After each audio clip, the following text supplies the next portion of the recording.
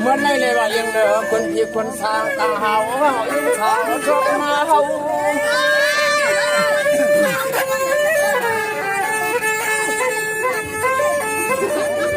สาวาแล้วยิ่ง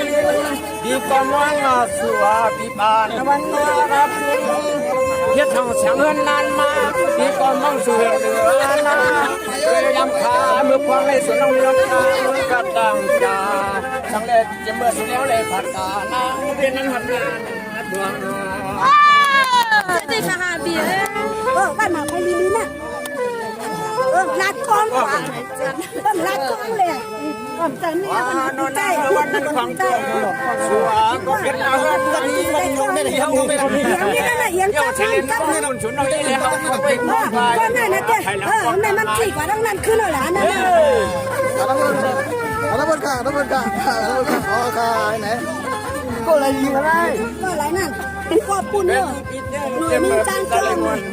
เขาก็มากบไล่ฟ้าเลยอ่ะ ทั้งหมดตั้งไปมายังจำเลยก็เขียนมาเขียน เพื่อนสวนน้ำวัดทุ่งเบียงก็ไม่จะไม่ได้คือได้ก็อะไรไม่ได้ไรดีเลยงามไงหายไล่ลูกก็ไม่เนี่ยเอาไว้เล่นที่ลูกเมียมือนับมาเตียงมือละเช้าอะไรด้วยเป็ดด้วยเหมือนสุนทรเป็นห้างไว้วางตัวลูกเป็นสองเพียบยานเพียบยานตัววางละฉีไว้หน่อยเอาไว้แต่ตัวทางยานที่ทำการแสดงเอา การให้เก่งมากวนเก่งเลยในระบบที่ปากสองวันปีนี้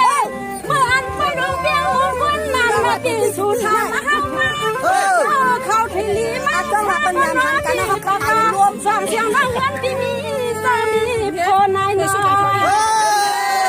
ในเรื่องนั้นบนในเต้ก็นั่นเองก็นั่นน้ำเป็นคนตัวปีกาปีในได้ผลหัวปีก็เศร้าอยู่ทุกบ้านน่าเจ็บปีปีนั้นเราเจ็บกันเนี่ยปีผ่านออกมาเป็นข้าววันปีนั้นปีปันยังแต่งปีถ้าชุนละถ้าชุนนี้ชุนละนั่นปีนั้นใจถ้าเราไล่ได้ก่อนก็มีผักหวานเนี่ยจู้กันกินลงง่ายลากันล่าในหม้อข้างในหัวง่ายนะก็ว่าข้างในหัวหันเนี่ยกันทางตีไรขึ้นหับสูนในหึงติ้งว่าราปีมาน้องอ่อนปีไม่ได้เปลี่ยนห้างได้เปื่อนผักไปน้องอ่อนปีไม่ได้เปลี่ยนห้างทักเปื่อนว่าค่ะเลี้ยงกาก็น่าเกลือลูกนี้เปื่อนผัดไปที่นั่นอันไรข้าวบีบช่างลาสูบปีนข้าวอยู่เมืองอะไรมาถ้าอยู่เกี่ยวแม่ค่ะน้องเพราะว่ายาวมันมีอันปวดเนี่ยมีอันปวดเอาพวกคะแนนพวกยาเสือว้าวว้าวมีอันปวดเป็นงานบัวน้องอาทางอายุลุงเบี้ยปีปันปีห้าก่อนหน้าเลยยึดมือของปันเบี้ยใส่ปีฟ้ายุ่งโดยุกทิ้งปีปลายเป็นโกก่อนนั่งยิ่งปีอยู่โกโลจ้าปีอันโลชูแค่นั้นอ่ะแซ่บนั้นแค่มันชนมันไหวเปลือกแล้วมันจะอะไรเปลือกบ้างว่ามันชนอ่ะโอ้ชูปีโลชูปีนั้นนั่นทำวันยังเกี่ยวกับเบอร์มาเลยอ่ะป๊อกง่ายสองตัวเลี้ยงนาถึงฝันวันก็มาวางเช้ากันสนก็ไม่ได้ดังม้วนเสียวขึ้นมาเมียเราขึ้นกองเจี๊ยบของเสือเจ้านั้นได้ห้องชวนป้าชูปีเนี่ยกองน้องในก้อนเนี่ยกองนี่ในรอเดี๋ยวก็ได้ปัญหาสิ่งไปก็ขยับหมวกเลยก็หมวกคนปวดหมวกเดี๋ยวมันไปเลยว่าก็เมียงปัญหาต้องซื้อเรื่องใจอ่อนทิ้งนั่นทำเรื่องเรื่องใจตาหลวงสุดเลยเอาไม่จริงได้ปัญหาเพียลองเพียงเพียงไปกันนับมือนับวันเคยเป็นหน้าเพื่อนหน้าวันฟังสวัสดิ์ฟันกาถามเลยนะว่าชูเด็กเคยว่าเอาบ้านเอาเมืองเนี่ยป้าถุงสู่กับป้าข้าวว่าถุงจังกับกินอะไรมาเป็นลูกเบี้ยเป็นสมัยยังเป็นแค่มาแต่ทำนี่เลยเป็นสมัยยังเป็นแม่มันละมันทำลายตัวกันได้ว่าดอกวันข้างทางเสียงมันปีนี้พ่อจอมไทยหลังใจหนูที่แรงนะจ๊ะไก่แล้วตัวน้องตอนนี้มันเจ็บหลายน้ำจะถ่ายลังในนามันเลยเจ็บเป็นเปียวน้องเนี่ยนะยิ่งสั่งเดียวใจพี่ก็เลยยิ่งคุณควันนะคุณอาอันน้อง องยิงไปมองเปียไม่รู้เปียม สวนปันให้เฮาหน้าว่าใส่ เด็กหน้าที่จะอันคุณเสียวคำอันเสียงมันไปสุด ถามพวกว่าถามเดียวมันเป็นอะไรง่ายๆก็เป็นอะไรเด้นอนควายปันให้เอานั่งอึบลายนี่กว่าปันให้เอานั่งอึบลายเด้อ ใครยิ้มไปมันก็แกยิ้มไปยิ้มมันเดียวเดียว นี่มันวัดแล้วกันเดี๋ยวว่า ยิ้มอะไรเลย ชุดหน้าต้องจนรบเที่ยวเหมือนกันหาลองอาณาใส่เดินต้องรบหนึ่งปีกดทบขอบกันก็หนึ่งปอกวยโหยตาเหมือนกันเฮาก็บ่นิ่งเพื่อนอำพาเนาะอาชันอาทางอลังเพื่อนหาอำใจเฮาตาพูดเสียบเปียบมัดกันเนื้อสุนทรเดียบเฮียนเนาะ ใส่ฉันบ่โอนพอดมาโคใจเอาห่วงตกดินกว่ามั่วเลยว่ะ เฮ้ยนี่ได้สิเกมาอยู่หลังใหญ่คนละสังก็เข้าเกียรติเดียวเดี๋ยวนั้นสอนวันเพียบเลยก็เนาะบันตักน้องเฮาเอาข้าตาบันตุนคนอ่อนเฮ็ดตะเปียยาม ทำไหมปีเปลี่ยนว่ามาเปลี่ยนกันสิปีอ่อนมาเปลี่ยนเชียงใหม่หนึ่งละไม่ห่างละไม่กันห้องละปีไฟดังความปี เขาอยู่ว่าหมายว่าไปมันมันอาหารไหมอาหารนี่แหละนี่เรื่องนั่นมันมีอาหาร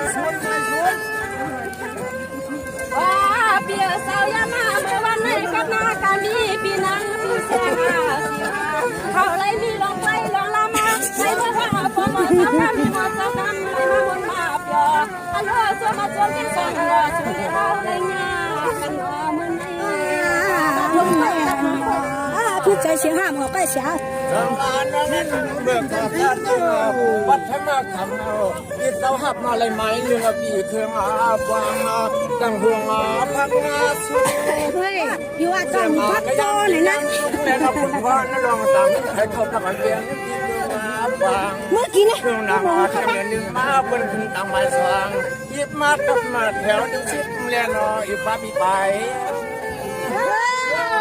แต่แม่เขาไปหัวว่าแต่แม่ชุมในหูพักอะไรอ่ะ น้องปันหูค่ะกับน้องเพลง ตายเปิ้นว่าในตั้งเลี้ยงในเนาะกินเลยเออ เดี๋ยวเขามากิน เพิ่ง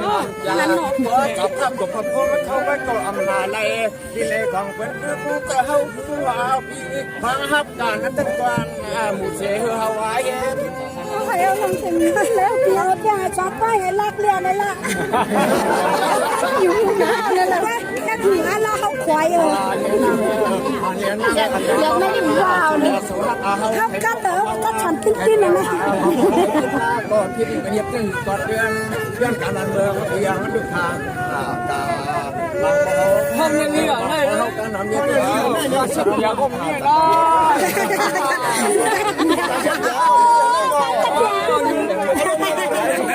สอนภาคฟังผมไม่ปล่อยหรอกปล่อยไม่ธรรมดา เดี๋ยวมาเที่ยวคนไหนอ่ะคนไหนเที่ยวมาที่เราอ่ะ Balik ka sa tiya. ปีอย่าไปไปที่ไหนสองไหนรู้ไหม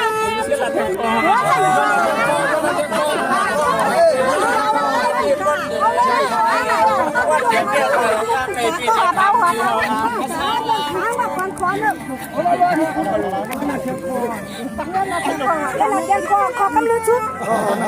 แค่นั้นก็ต้องใจเสียที่อ่างตั้งใจไปไปกันมานั่งวันอย่างเช่นวางก็ทำที่ออกเลย น้ำเสียจ๋าเนี่ยกินเล็บในหลอดได้กินน้ำน้ำเสียจ๋าเนี่ย นั่งกับคนหน้าหาเลีย แม่เป็นตีมาต้นน้ำเสียจ๋าสองคนแม่ตีในหลอดก็น่องไปน้ำเสียจ๋าได้ตีหลาก็น่องไทยอันนี้ มันนั่นใช่เลยว่าพี่เต้าเอียงมันทำผู้ชม มันไล่ผัว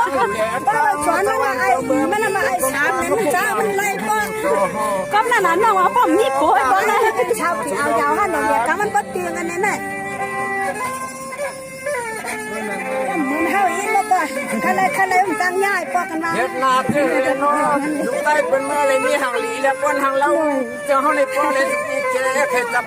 ยองป้อนองกา ผมเป็นอย่างก็เปียผมเป็นก็นั่งยาเนี่ย ป้าปีหยองก็นั่งในยา ไอ้ หมอหาก็นั่งไปหา